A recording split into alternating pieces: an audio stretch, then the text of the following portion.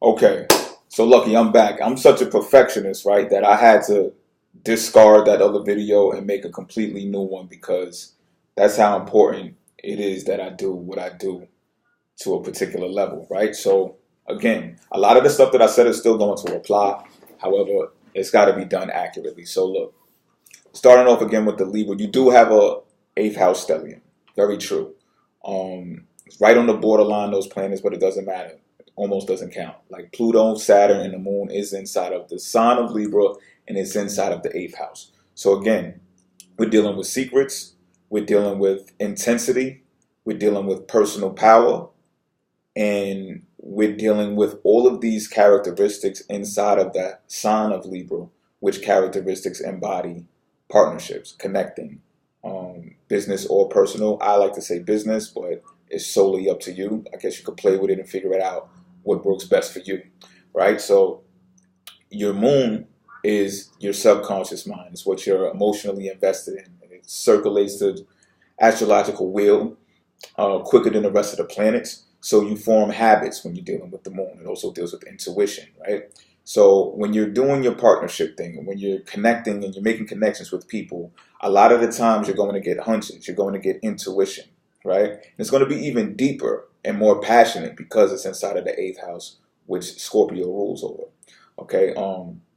Now, as I said before, when you're building your relationship, you got to be careful that or what you may be challenged with is keeping a balance between knowing that you're in a partnership, which is a union, and Libra has to keep balance with the scales. Like it has to be like more of a reciprocal thing, and you can't let the intensity or the jealousy, the potential jealousy of this house absorb you or take you over to the point where you forget that it's a partnership. You forget that it's a union. This why this is like a real challenging place to be because Libra is always dealing with other people when Scorpio, the sign alone, is just a sign of personal power. They master personal power. So this is one challenge you may be fixed with. And as I said before, right, when you're in the eighth house, because you have a moon there, you have to be prepared for fluctuation. So there's going to be ups and downs here regardless. So it may pertain to, so if it may pertain to the things that I just mentioned, potential jealousy, it may pertain to personal power that was like overpowering the other person. It could also depend on like researching the person so much. You know how like sometimes you could be suspecting of someone or something? It can also derive from that too because this is a house of psychoanalysis to where you're like figuring the person out. And the Scorpio energy has the tendency to sometimes, they're not always correct. You know, that's everyone. You know what I mean? Sometimes, as I said before, like the intuition, we always want to believe that our gut is correct. You know what I say? Follow your gut. We always want to believe that it's correct, but most of the times it's correct for the individual survival instincts, right? However, we live in a time and we live in an era where the how do I pronounce the neocortex? Excuse me, the neocortex part of the brain gives us the ability to make decisions in the moment that says, okay, we don't no longer have to be in survival mode. We are okay. Like we're in the richest, the greatest nation in the world. We're fine. Like there's nothing to really worry about. It's just our flight or fright mechanism playing tricks on us, right? Fucking mosquitoes. It's just that playing tricks on us, right? So we got to look into that and we got to check ourselves. You got to be careful and be aware of that. But also, as I said, you got to be aware of that there's going to be fluctuations. It's up to you to determine what factors you want to fluctuate inside of this house. So now with Pluto and Saturn being there, we have more, I guess you could call it ammunition to determine what would actually influence those type of fluctuations or what would be on your hands when it comes to those fluctuations. As I mentioned before, Pluto is the ruling planet of Scorpio, which deals with personal power, elimination, and also survival, right? So even more here is probably a primal instinct to make sure that you survive. You know what I mean? So let me not just like push away forces that force change into our lives, that force us to transform into other things and be other types of obtain other types of skills and stuff for the next level or to catapult us into the future, whatever the case may be, because yes, that still does exist. And that's where Pluto stands up and becomes big at. All right. So it may be, now that it just came to me, it may be that when you have the opportunity to step up and be the, like, okay, let's just use this as an example, right? Remember the first video that I did and you pulled my code and was like, hey, I may be wrong, but look at this, check this out. I found this and I thought it was just an eighth house stellium in my midhaven with Scorpio. And you were right. You know what I'm saying? You were right. So here's a perfect example of how you can see yourself in situations or relationships rather, partnerships rather, that you pinpoint something and you say, okay, even though this thing is supposed to be fair, like, you know what I mean? I'm the actual astrologer that you looked for some advice. And here it is that you found that I made a mistake.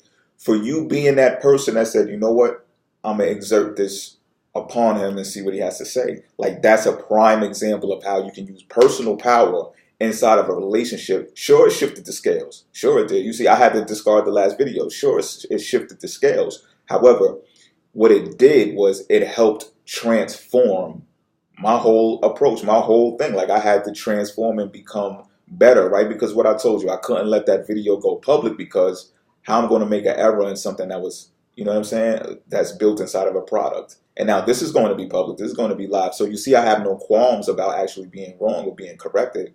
I commend you for doing so. You know what I'm saying? As I told you before in the inbox, like, yo, I can grow from you too. I always learn from all of the people that I deal with. You know what I'm saying? So that there is a perfect example of you utilizing your personal power in a situation where things fluctuate. The scales tipsy-turvied, right? So that's for Pluto, right? But now Saturn's there as well. And Saturn is the great lesson teacher, right? So as you mentioned earlier as well, right? When we was kicking in, you was like, yo, Saturn teaches you lessons in relationships. Again, here's a relationship right here. Like, here's a lesson inside of a relationship. I don't have the same placement. However, still, looking at it, I can observe it and see exactly what it means. Like, I'm that person in that relationship that you can actually learn from. Again, and I'm pretty sure this has happened several times to you because you mentioned it already, right? So this is what Saturn does. This is what Saturn does. Moreover, right, the results from this transpiring is another Saturn aspect, which will show you more than me, right, that, okay, so how does this come out in a bigger picture? You know, are you learning from this to the point where it benefits you? And this is where you can look at everything else that's inside of this house. Did this interaction transform how you address partnerships and relationships later on in life? You know what I mean? Are these life lessons beneficial to you is pretty much what I'm saying. Or do they get the best of you? You understand what I'm talking about? So great example what just happened today. So essentially, like, you know how people be like, yo, everything happens for a reason? Like, everything probably happens for a reason. You know what I'm saying? Like, this is a prime example. Like, I probably made that error for this perfect reason right here to come back and say, oh, okay, well, look. You know what I'm saying? So now I already feel like the relationship is stronger already, just built off of that. You know what I'm saying? So now, look also, right? This is how wonderful life can be, right? Look also at what house it is and what the house represents. It represents research. It represents secrets, sure. And this video is being made public, sure, right? But at the same time, it represents research. So let's just not narrow it down to, you know, secrets and sex and what else is eighth house, other people and other people's money, right? Let's not just narrow it down to that. Let's just focus right now on it being inside the house of research, right? So we're doing research right now. I'm researching your chart. We're discussing it. And this is where this relationship is blossoming, right? So it just goes to show that not only does it make sense, but the stellium part is strong. Like, so if you can do this, what you did in any other relationships, situations, you're gonna see your personal power. It's also like before when we had that talk, right? And you said what you said, and I was like, you know, no doubt. But you know what? Let's just feel this out. You know what I'm saying? I wanted you to get the fundamentals first, and then there's always opportunity for updates and upgrades. You know what I'm saying? So whatever it is that you feel you personally need to extend on, hit me up. Let me know. You know what I'm saying? So again, this shows you how heavy a stellium can be inside of a house. Now let's get to your 10th house, your midhaven Scorpio, because you did mention that as well, right? Because I said something about publishing in Gemini and this, that, and the third, and you could benefit from being a publisher because I made the error and said that your midhaven was in Sagittarius when it's really in Scorpio, which is true. Now, this is something that I also want to mention, but first let me mention this, that having a midhaven in Scorpio even amplifies what you examined inside of the 8th house of research, because Scorpio rules over research, right? It's 8th house and 12th house energy, come to find out. However, it's based, like psychoanalysis is based in Scorpio, all right? They want to go in from without. They want to learn the inner workings of things, right? So you have a midhaven here. So you have a knack for this. This is something that you're obviously interested into, and something that you could probably do on your own. It's something that you could probably do yourself. You understand what I'm talking about? So what I also wanted to piggyback on is that even though I mentioned your Sagittarius being in your midhaven, still calculate that as being in your midhaven, and I'm gonna tell you why. Like, I do shared houses. Like, I don't do, I think, there's different types of ways that you could read charts. Some people do the even houses, so how whatever floats your boat. But I do shared houses. So what I mean by shared houses is, like, me personally, I have a Gemini Cancer midhaven. Like, I share it. Both signs fully are my 10th house. So I say that to say this: can I feel both Gemini and Cancer as my midhaven, or do I just feel Gemini as my midhaven? Because the point is on midhaven for Gemini. So I'm gonna tell you like this: like, I feel both. I feel midhaven Gemini and Cancer. I do share those within that 30-degree span, and I do feel both. So I would recommend that you apply it. Just look into it and see if it works for you. If it doesn't work for you, don't worry about it. Just stick to your regimen of the research or the midhaven being inside of Scorpio. You know what I mean? But do test it. Like, I always test everything. Everything I theorize, I come up with, I'll be like, let me test it just to see. You know what I'm saying? Like, 4th house being representative of the mother, or 4th house being representative of the father, or vice versa. You know what I'm saying? So just test it and see if that works for you. You know what I mean? And everything as far as Chiron, well, since this is a new video, I'm going to explain the Chiron thing again. You know what I mean? Chiron and Gemini in your natal chart just means that people may look at you in certain areas in life and see that you take things too lightly. You know what I mean?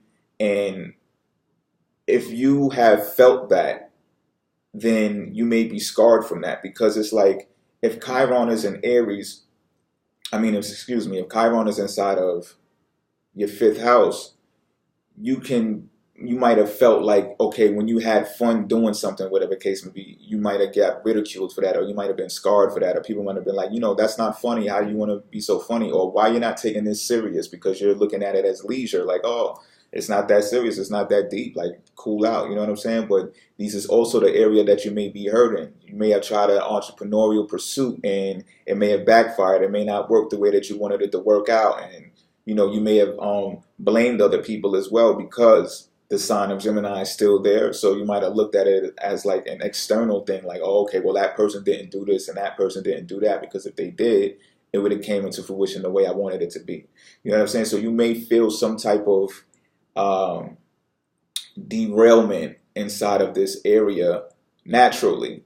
So the way that you heal from that, or the way that you build from Chiron being inside of Gemini, what you can do right now is, as I mentioned before, since Chiron is in Aries, like, I don't know, let me know, like, how did you feel when Chiron was in Pisces? It wasn't too long ago, like, it just shifted inside of Aries. So a lot of us were supposed to heal spiritually, and I've addressed a few people who did not, like, they missed that whole era. Like, that just flew over their head. They were so busy, bogged down by whatever it is that they were held down by, that they didn't get to heal spiritually, and I could tell. You know what I'm saying? Me, I was beneficial. I benefited from Chiron being inside of Pisces. You know what I'm saying? So I ask you, like, with Chiron being inside of Aries now, it deals with leadership. You know what I'm saying? So the way that you can heal now, the reason why I'm paralleling this is because the solar chart is in the current. So if you want to be in the moment and you want to know how to fix that whole Chiron and Gemini thing, right? The way to do so is by being a leader. Heal yourself. You know what I mean? So it's not your raw element. It's not your rawest element, because you're dealing with other people. You're interacting. You're exchanging with other people. It deals more with the self. So it's just like, what? Just myself. Like, I'm a Gemini. Fuck you, me. I'm going to do that. You know what I'm saying? No. Take the time out to deal with yourself. And I don't think it's going to be difficult for you because you have so much personal power going on in your chart. You know what I'm saying? But still, when your soul is your soul. So if you got a Gemini soul, it may not even matter. You just may still want to talk and be interactive and be everywhere with everybody, all bubbly and shit. I already know. I got a few Gemini friends. You know what I'm saying? So, but in order to heal, because Chiron is the wounded healer. So what it is that I'm saying is that you got to heal yourself, right? So that you can right the wrongs that whatever that you felt naturally. And this may have happened growing up as a child because it deals with Chiron being in Gemini, it deals with, you know, third house stuff, immediate vicinity in your community or whatever the case may be. This may happen years ago. You know what I mean? But this is the time that you take to say, okay, let me build up on myself and do something for myself.